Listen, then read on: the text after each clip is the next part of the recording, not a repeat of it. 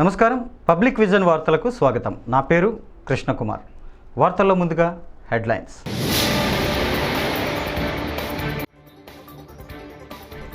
గెలుస్తామని చంద్రబాబు చెప్పలేకపోతున్నారు. కుప్పం నుంచి ఇచ్చాపురం వరకు అన్ని సీట్లు వైసీపీవే. సజ్జల.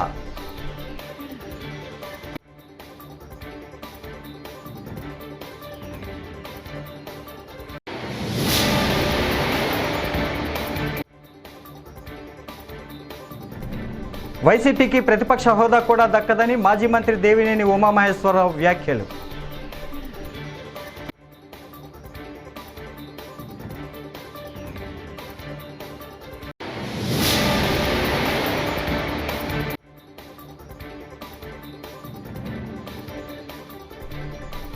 పిన్నెల్లి గ్రామంలో పెట్రోల్ బాంబులు దొరికాయి. 5గురిని అరెస్టు చేశామని పల్నాడు ఎస్పీ బిందు మాధవ్ వెల్లడి.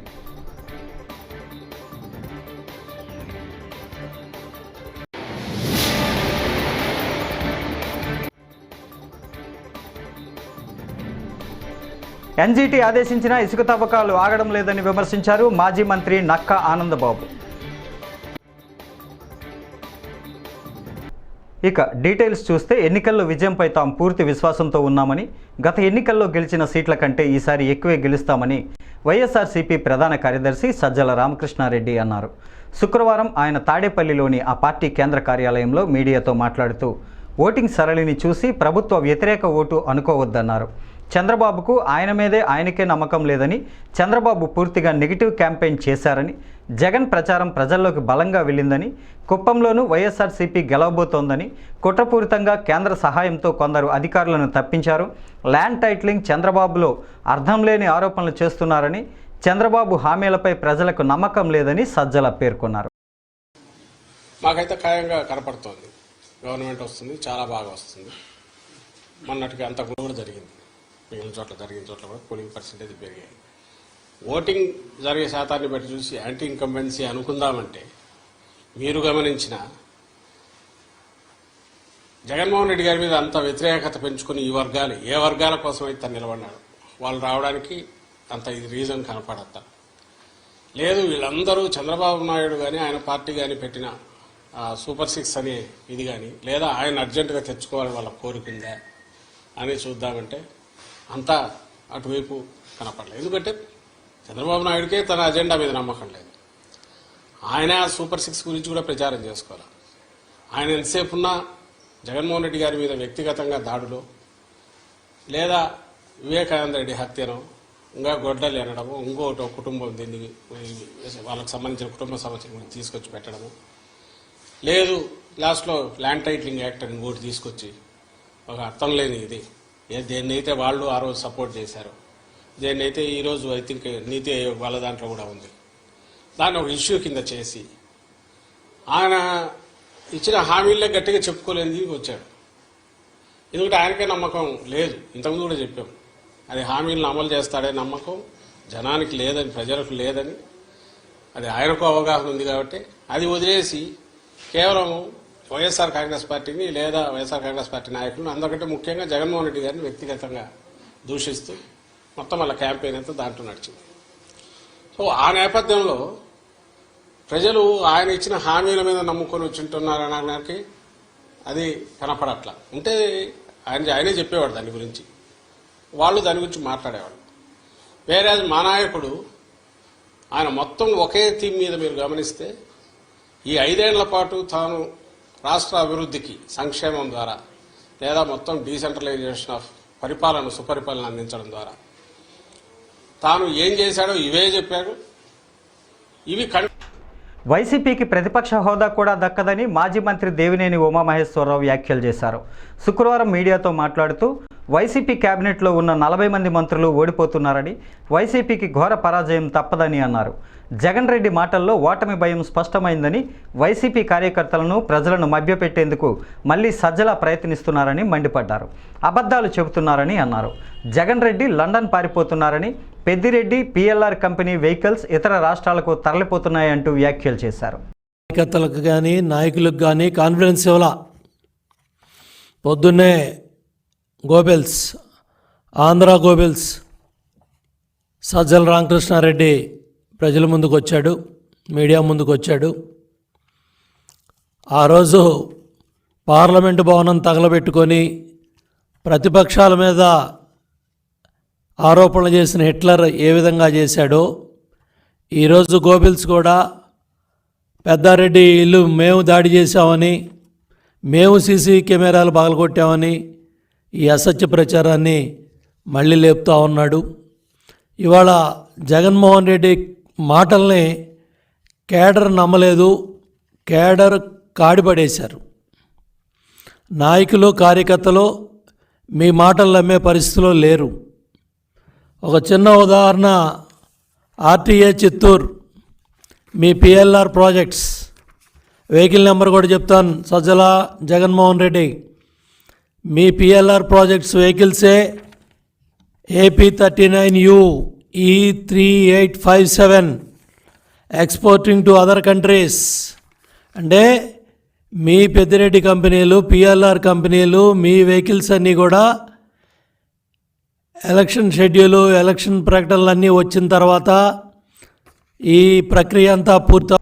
పల్నాడు జిల్లాలో జరిగిన ఘటనలపై జిల్లా ఎస్పీ బిందు మాధవ్ మీడియా సమావేశం నిర్వహించారు. మాచవరం మండలం పిన్నెల్లిలో బాంబులు దొరికాయని వెల్లడించారు.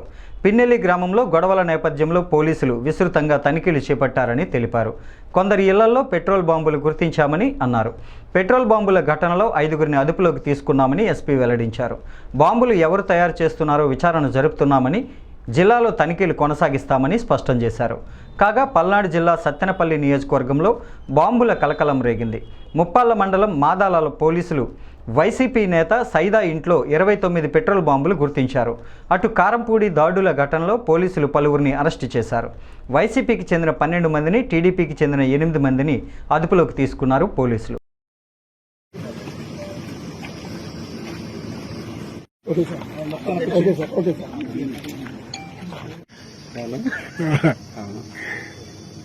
మొత్తం ఎలా కనుక్కోపోతే ఎన్న మొత్తం లెక్క 2, 4, 6, 8, 10, 51 అబ్బా ఒకటి నుంచి ప్రాక్టీస్ చేసిన 50 అని అది అబద్ధం చెప్పారు.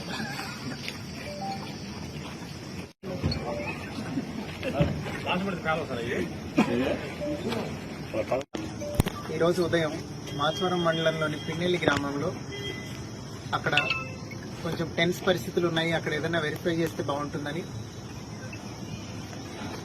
సిఐ గారు అట్లానే మాచవరం ఎస్ఐ గారు అక్కడికి చేరుకొని అన్ని ఇళ్లు ఒకదాని తర్వాత ఒకటి సెర్చ్ చేయడం జరిగింది.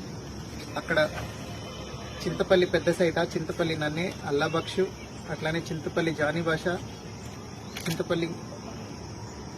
జానిభాష తండా పెద్ద నన్ని అన్న వాళ్ళ ఇళ్ల మీద, ఒకళ్ళ ఇంటి మీద ఏమో పగలగొట్టిన బియర్ బాటిల్స్, రాళ్ళు, అట్లనే ఇంకొకరి ఇంటి మీద పెట్రోల్ పోసి నింపున్న బాటిల్, దానికి పైన ఒత్తి పెట్టి దొరకడం జరిగింది. వీళ్ళందరినీ అదుపులోకి తీసుకున్నాం. వీళ్ళతో పాటుగా ఎవరున్నారో ఇవన్నీ అరేంజ్ చేయడానికి వాళ్ళని కూడా అదుపులోకి తీసుకుంటున్నాము. అట్లనే ఇవన్నీ ఈ పెట్రోల్ పోసి తయారు చేస్తున్న వాళ్ళు ఎవరున్నారో వాళ్ళని కూడా వెంటనే అరెస్ట్ చేయడం జరుగుతుంది. ఇవి 2 కేసులు ఇప్పుడు రిజిస్టర్ చేస్తున్నాము. వీటిలో ఎవరెవరైతే ఇన్వాల్వ్ అయి ఉన్నారో అందరినీ రిమాండ్కి పంపించడం జరుగుతుంది. అలానే ఇలా ఏ విలేజెస్లో అయితే అనుమానాలు ఉన్నాయో అన్ని చోట్ల ఇప్పుడు ఇట్లాంటి సెర్చ్ కొనసాగుతుంది. ఎక్కడెక్కడ ఇట్లాంటి అవాంఛనీయ సంఘటనలకు పాల్పడటానికి ఇట్లాంటి కాంట్రాబ్యాండ్ మెటీరియల్ ఎవరైతే హోల్డింగ్ చేస్తున్నారో వాళ్ళందరి మీద కేసులు పెట్టి రిమాండ్కి పంపి స్ట్రిక్ట్ యాక్షన్ తీసుకోవడం జరుగుతుంది.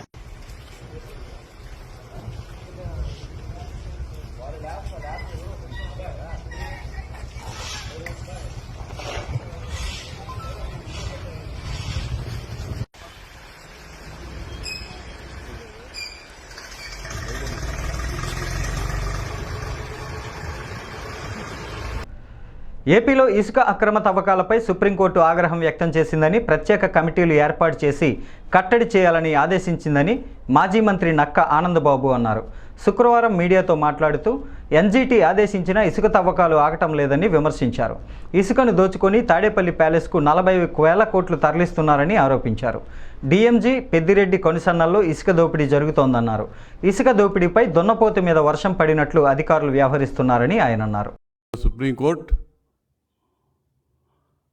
వెంటనే అక్రమ తవ్వకాలు నిలిపివేయాలి, ప్రతి జిల్లాలో కలెక్టరు, పోలీసులు, వివిధ విభాగాల అధికారులతో కమిటీ ఏర్పాటు చేసి ఈ అక్రమ ఇసుక తవ్వకాలు ఆపివేయాలని చెప్పి ఆ కమిటీ పర్యవేక్షణలో ఇవన్నీ కూడా విచారణ చేపట్టాలని ఆదేశించడం ఆహ్వానించదగ్గ పరిణామం. ఈ కమిటీలో అధికారులు కూడా రాష్ట్ర ప్రభుత్వం ఆధీనంలో కాకుండా, రాష్ట్ర ప్రభుత్వ అధికారులుగా కాకుండా సుప్రీంకోర్టు నియమించిన అధికారులా వ్యవహరించాలని చెప్పి ఆదేశాలు ఇవ్వటం అనేది ప్రభుత్వం సిగ్గుపడాల్సిన అంశం, సిగ్గుతో తలదించుకోవాల్సిన అంశం. ఈరోజు ప్రభుత్వం అంటే ఆపద్ధర్మ ప్రభుత్వం ఉంది. అధికారులుగా సిఎస్ కానీ ఇతర కలెక్టర్లు కానీ వీళ్ళందరూ కూడా సిగ్గుపడాలి ఈ అంశంలో. 2023 మార్చిలోనే ఎన్జిటి రాష్ట్రంలో ఇసుక అక్రమ తవ్వకాలు ఆపాలని చెప్పి ఆర్డర్స్ ఇచ్చింది. అదేవిధంగా ఎటువంటి అనుమతులు లేకుండా ఇక్కడ జరుగుతూ ఉన్నాయి అక్రమ తవ్వకాలు, వీటి మీద విచారణ జరపండి అంటే విచారణ జరిపి ఇచ్చినటువంటి ఆదేశాలు అమలు చేయకుండా ఈ రాష్ట్రంలో ఉన్నటువంటి కలెక్టర్లు కూడా 22 జిల్లాల కలెక్టర్లు ఒకే విధమైనటువంటి నివేదికలు ఇచ్చి కోర్టును కూడా మభ్యపెట్టారు.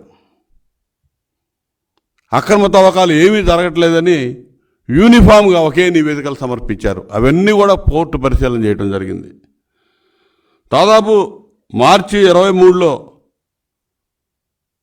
వీళ్ళ పర్మిషన్లు అయిపోతే ఆ కోర్టు ఆర్డర్స్ ఇస్తే మొన్న మార్చి వరకు ఎటువంటి అనుమతులు, పర్యావరణ అనుమతులు కానీ ఇతరత్ర అనుమతులు కానీ ఎటువంటి అనుమతులు లేకుండా యథేచ్ఛగా అక్రమంగా ఇసుక తవ్వకాలు జరిపించారు. దీనికి ఏం సమాధానం చెప్తారు? కాకినాడ బార్ అసోసియేషన్లో ప్రశాంతంగా బారు ఎన్నికలు శుక్రవారం ముగిశాయి. గత ఎన్నికల్లో గత ఏడాది జరిగిన బార్ అసోసియేషన్లో గెలుపొందిన ప్రెసిడెంట్, అధ్యక్ష కార్యదర్శులుగా ముత్తంటి విశ్వేశ్వరరావు, చెక్కా శ్రీనివాస్, జాయింట్ సెక్రటరీగా వాసం శంకర శ్రీనివాస్ తదితరులు సభ్యులు ఏకగ్రీవం కావడంతో వైస్ ప్రెసిడెంట్కి మాత్రమే ఎన్నిక నిర్వహించడం జరిగింది. ఈ సందర్భంగా ఆయన మాట్లాడారు. నేను TPR Chandrasekhar advocate, Kakinada bar association. నన్ను ఈ సంవత్సరం 24-25 సంవత్సరం తాలూకు బార్ ఎలక్షన్స్ కండక్ట్ చేయడానికి నన్ను చీఫ్ ఎలక్షన్ ఆఫీసర్గా బార్ వారు నియమించారు. దాని ప్రకారం ముందుగా నోటిఫికేషన్ ఇచ్చి 8-9 తారీఖుల్లో నామినేషన్స్ తీసుకున్నాం. 10వ తారీఖున స్క్రూటినీ అయింది, 11 విత్డ్రాలు, 17ని ఈరోజు ఎలక్షన్స్. మొత్తం ఓటర్లు 980. మన బార్కి ఎగ్జిక్యూటివ్ కమిటీకి మొత్తం 15 మెంబర్లు ఉండగా అందులో 14 మంది యునానిమస్గా ఆల్రెడీ ఎలక్ట్ అయిపోయారు. వాళ్ళకేం పోటీ లేదు. ఈ వైస్ ప్రెసిడెంట్కి మాత్రం 2 అభ్యర్థులు నామినేషన్ వేసినందువల్ల బార్ కోసం ఈ రోజుని ఈ ఓటింగ్ జరుపుకోవాల్సి వస్తుంది. పొద్దున్న 9 గంటల నుంచి మొదలు పెట్టాం. ఇప్పటికి 450 మంది ఓటు హక్కుని వినియోగించినారు. ప్రతి ఓటరు కూడా వచ్చినప్పుడు వాళ్ళ ఐడి కార్డు, బార్ కౌన్సిల్ ఇచ్చింది కానీ మన బార్ అసోసియేషన్ ఇచ్చింది కానీ ఐడి కార్డు పట్టురావాలి. లోపలికి సెల్ ఫోన్లు అయ్యి అలౌ చేయం. ఇది సాయంత్రం 5 గంటల వరకు జరుగుతుంది. సాయంత్రం 5 గంటలు అయిన తర్వాత 5:30కి కౌంటింగ్ మొదలుపెట్టి వెంటనే ఈ రిజల్ట్ కూడా చెప్పేస్తాం. రిజల్ట్ అయిన తర్వాత ఈ నెగ్గిన 15 మందికి సర్టిఫికేట్లు ఇవ్వడం, వాళ్ళని ఎలక్ట్ అయినట్టుగా డిక్లేర్ చేయడం జరుగుతుంది. సంవత్సరం పాటు వాళ్ళకి టర్మ్ అన్నమాట. దక్షిణ కాశీగా ప్రముఖ పుణ్యక్షేత్రం శ్రీకాళహస్తీశ్వర దేవస్థానం ఆలయంలో 16/5/2024 నుంచి 22/5/2024 చిన్న కొట్టై ఉత్సవం దేవస్థానం వారు నిర్వహించారు. స్వామి అమ్మవారికి వేసవి కాలంలో ఉపశమనం కోసం పగడ చెట్టు కింద స్వామివారికి అమ్మవారికి అభిషేకాలు నిర్వహించారు. మొదటి రోజున గురువారం సాయంత్రం స్వామి అమ్మవార్లకు పాలు, పెరుగు, పంచామృతము, చందనం, సుగంధ ద్రవ్యాలతో అభిషేకం చేసిన అనంతరం స్వామివారిని అలంకరించి హారతులు సమర్పించారు.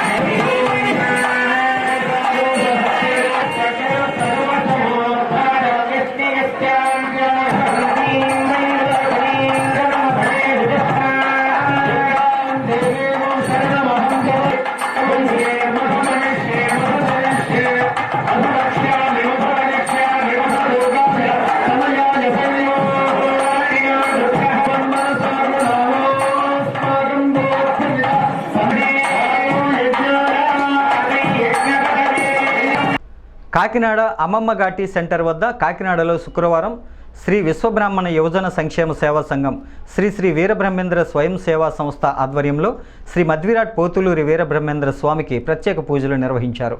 93 కులాల రాష్ట్ర ఉపాధ్యక్షులు ఆవుపాటి ఉమాశంకర్ మాట్లాడుతూ వీరబ్రహ్మేంద్ర స్వామి వైశాఖ శుద్ధ దశమి రోజున సజీవ సమాధికేగిన రోజును ప్రతి ఏటా పూజలు నిర్వహించడం జరుగుతోందని అన్నారు. అందరికీ నమస్కారం.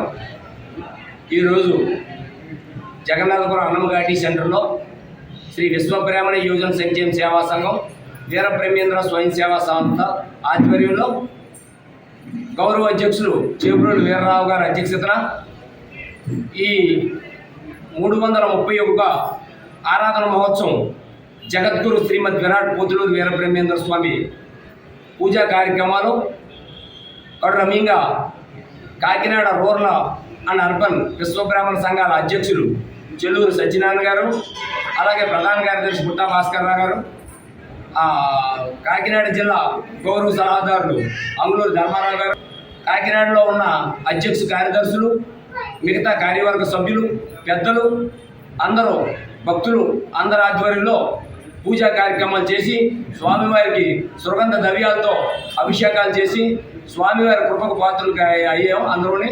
కనుక ఈ స్వామివారికి ఇలాగే నిరంతరం ఒక కులానికి ఒక మతానికి సంబంధించిన వ్యక్తి కాదు, మానవ రూపాన్ని ఎత్తిన సాక్షాత్తు దైవాభుత సంభూతుడు అని రేపు రానున్న కాలంలో శ్రీ మధ్విరాట్ పోతులూరి వీరబ్రహ్మేంద్ర స్వామి వీధిగా ప్రకటించి కాకినాడ నడిగొడ్డులో ప్రకాశం జిల్లా Giddalur urban CI Somaiah media సమావేశం నిర్వహించారు. ఎన్నికలు సజావుగా శాంతియుతంగా జరిగేందుకు సహకరించిన ప్రతి ఒక్కరికి ఆయన కృతజ్ఞతలు తెలిపారు. ఎన్నికలు ముగిసిన తర్వాత ఎవరైనా అల్లర్లకు పాల్పడితే వారిపై చట్టపరమైన కఠిన చర్యలు తీసుకుంటామని సిఐ సోమయ్య హెచ్చరించారు. ఇప్పటికే నేర ప్రవృత్తి కలిగిన వారిని వారికి నోటీసులు ఇవ్వటం జరిగిందని అన్నారు. ఎస్పీ శ్రీ గరుడ్ సుమిత్ సునీల్ గారి ఆదేశాల మేరకు మార్కాపురం డిఎస్పీ శ్రీ బాలసుందరం గారి ఆదేశాలతో ఈ ఫోర్ఫీచర్ ఆఫ్ బాండ్స్ గురించి మీ పత్రికా ముఖంగా ప్రజలందరికీ తెలియజేయడానికి ప్రెస్ మీట్ని ఏర్పాటు చేయడం జరిగింది. ఎలక్షన్ సందర్భంగా 2024 జనరల్ ఎలక్షన్ సందర్భంగా అన్ని గ్రామాల్లోనూ ఈ సెక్యూరిటీ బాండ్స్ని మేము తీసుకోవడం జరిగింది. సెక్యూరిటీ బాండ్స్ 6 నెలల వరకు ఫోర్స్లో ఉంటాయి. వాటి యొక్క ముఖ్య ఉద్దేశం ఏంటంటే ఈ జనరల్ ఎలక్షన్ సందర్భంగా ఎలాంటి వైలేషన్స్ జరగకుండా శాంతి భద్రతల్ని పరిరక్షించడంలో వాళ్ళు శాంతి భద్రతలు బద్దులమై ఉంటామని, ఎలాంటి వైలేషన్ అంటే అసాంఘిక కార్యకలాపాలకి పాల్పడమని చెప్పి వాళ్ళని మేము ముందు కొన్ని పేర్లని ఎంఆర్ఓ గారికి సూచిస్తే ఎంఆర్ఓ గారు దానికి బాండ్స్ ఇష్యూ చేస్తారు. ఆ బాండ్స్లో మనం ఇంత సర్టన్ అమౌంట్ అని ఉంటుంది. అంటే మేము ఒకవేళ ఆ బాండ్ని కానీ వైలేట్ చేస్తే ఈ ఇంత అమౌంట్ని మేము ప్రభుత్వానికి కడతామనేది ఆ బాండ్ యొక్క సారాంశం ఉంటుంది. కొన్ని బాండ్స్ 50,000, కొన్ని బాండ్స్ ₹1,00,000 అట్లా అన్ని అన్ని వాటికి 6 నెలల లోపల మేము వైలేషన్ పాల్పడమని దాంట్లో ఉంటుంది. ఈ సందర్భంగా ప్రజలందరికీ తెలియజేసేది ఏమనగా, ఎవరైతే ఎలక్షన్ మేము 6 నెలలకు కానీ బాండ్స్ తీసుకుని ఉన్నామో ఈ ఎన్నికలకు సంబంధించిన తాడిపత్రి అల్లర్లకు సంబంధించి ఘటనలో మొత్తం 91 మందిని పోలీసులు అరెస్టు చేశారు. వీరిని ఉదయం తాడిపత్రి నుంచి ప్రత్యేక వాహనాల్లో భారీ పోలీసు బందోబస్తు మధ్య ఉరవకొండ కోర్టుకు తీసుకువెళ్లి మెజిస్ట్రేట్ ముందు హాజరుపరిచారు. ఇరు పార్టీలకు చెందిన కార్యకర్తలను కోర్టులో ప్రవేశపెడుతున్న సమయంలో పోలీసులు భారీ బందోబస్తు ఏర్పాటు చేశారు. కోర్టు వీరికి 14 రోజుల రిమాండ్ విధించింది. అనంతరం రెడ్డిపల్లి జైలుకు తరలించారు.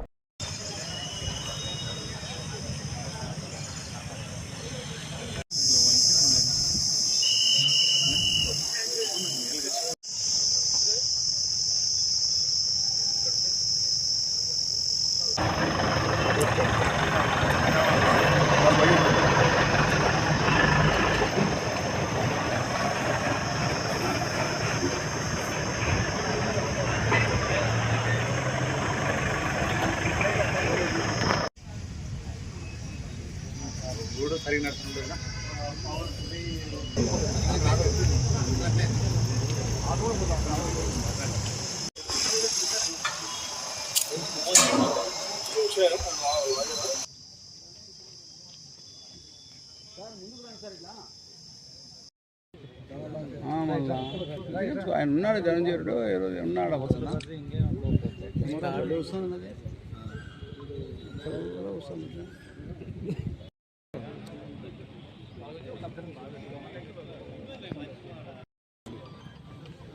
పోలీసులు అడ్డం లేకుండా ముందరు కూడా పోలీసులు మేము కూడా ఎట్లున్నారు అడ్డం వాళ్ళకన్నా ముందు వాళ్ళే అడ్డం ఉన్నారు.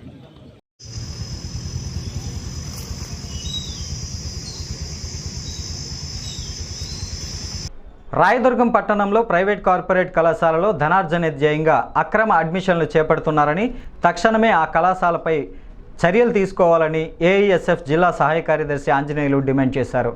శుక్రవారం ఎంఈఓ 2కు వినతి పత్రం అందించారు. విద్యా హక్కు చట్టం తొంగలో తొక్కి ప్రైవేట్ కార్పొరేట్ కళాశాలలు వ్యవహరిస్తుండడంపై ఓ స్థాయిలో ఫైర్ అయ్యారు. ఈరోజు రాయదుర్గం పట్టణంలో ఎంఈఓ కార్యాలయంలో ఎంఈఓ 2 గారికి వినతి పత్రం ఇవ్వడం జరిగింది.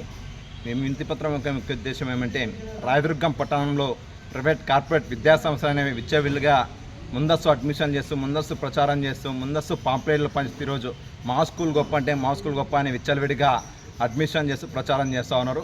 దీనిపైన వెంటనే చర్యలు తీసుకోవాలని చెప్పేసి ఎంఈఓ గారికి కూడా తెలియజేయడం జరిగింది. ఎంఈఓ గారు కూడా సానుకూలంగా స్పందించి మేము వెంటనే ఆ స్కూల్కి నోటీసులు సర్వ్ చేస్తామని కూడా చెప్పడం జరిగింది. వెంటనే ఈరోజు చూసుకున్నట్లయితే ఏబిఆర్ కావచ్చు, సెయింట్ థామస్ కావచ్చు, పిఎస్ఆర్ కావచ్చు, సెయింట్ పాల్ కావచ్చు, అనేక ప్రైవేట్ కార్పొరేట్ విద్యాసంస్థలు రాయదుర్గంలో ధనార్జన ధ్యేయంగా విద్యార్థి తల్లిదండ్రులకు మాయమాటలు చెప్పి ఈరోజు విచ్చలవిడిగా అడ్మిషన్ చేస్తూ ఉన్నారు. ఇది ఒక్క స్కూల్ కాకుండా నారాయణ కావచ్చు, సెయింట్ థామస్ కావచ్చు, అనేక రకాలుగా ఇప్పుడు టీచర్స్ని కూడా ఇబ్బంది పెడుతూ ఈరోజు ఎండ్లో తిప్పిస్తూ ఈరోజు ప్రచారం చేస్తూ ఉన్నారు. దీనిపైన వెంటనే చర్యలు తీసుకొని ఉన్నటువంటి జిల్లా విద్యాశాఖ అధికారులు అయితేనే, మండల విద్యాశాఖ అధికారులు అయితేనేమి వెంటనే చర్యలు తీసుకోవాలని చెప్పేసి కూడా అఖిల భారత విద్యార్థి సమైక్య ఏఐఎస్ఎఫ్గా తెలియజేస్తాను. చర్యలు తీసుకోకపోతే ఏఐఎస్ఎఫ్ ఆధ్వర్యంలో పెద్ద ఎత్తున 20వ తేదీ కూడా ఎంఓ కార్యాలయంలో పెద్ద ఎత్తున ఆందోళన కార్యక్రమాలు కూడా చేపడతామని చెప్పేసి అఖిల భారత విద్యార్థి సమైక్య ఏఐఎస్ఎఫ్గా తెలియజేస్తాను. నా పేరంజీ, ఏఐఎస్ఎఫ్ అనంతపురం జిల్లా సహాయ కార్యదర్శి. విజయవాడ ఎంజే నాయుడు హాస్పిటల్ వద్ద ఉద్రిక్తత వాతావరణం నెలకొంది. శుక్రవారం లిఖిత అనే బాలిక ఆసుపత్రిలో చికిత్స పొందుతూ మృతి చెందడంతో డాక్టర్ల నిర్లక్ష్యం కారణంగానే బాలిక మృతి చెందిందని ఆసుపత్రి ఎదుట కుటుంబ సభ్యులు పెద్ద ఎత్తున ఆందోళన చేపట్టారు. సమాచారం అందుకున్న పోలీసులు హాస్పిటల్ వద్ద భారీగా మోహరించారు. ఈ సంఘటనకు సంబంధించి ఆసుపత్రిలో యాజమాన్యం స్పందించకపోవడంతో కుటుంబ సభ్యులు ఆందోళనకు దిగారు.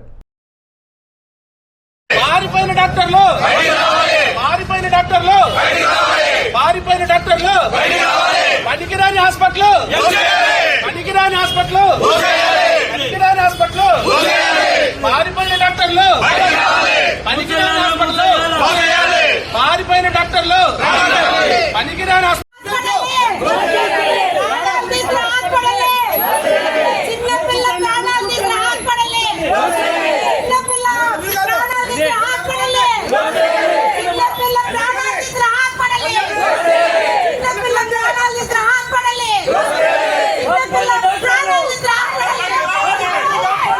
డాక్టర్ గారు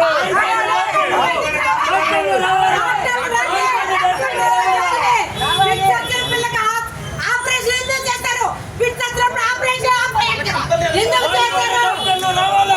పారిపోయిన డాక్టర్లు ఆపరేషన్ ఎందుకు చేస్తారు? మీరు ఏ విషయాన్ని తెలియదు. పరిగెత్తండి ఏంటప్పుడు అడిగితే నిన్ను చేయండి, వాటర్ తీసుకోవాలి